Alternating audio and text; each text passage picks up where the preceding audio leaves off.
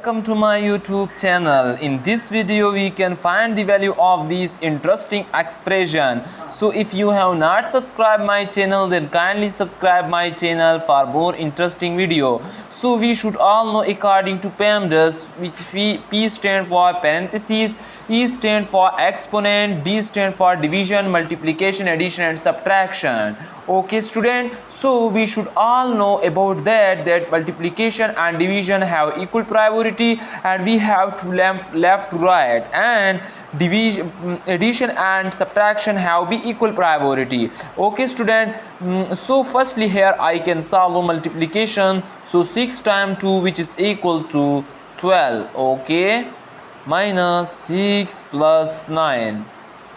Okay student, now again I can solve here subtraction. So minus 12 plus 6, which is equal to minus 6 plus 9.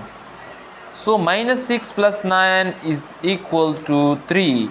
This is the final answer of this expression. I hope you all are understand. Thanks a lot, and kindly subscribe my YouTube channel.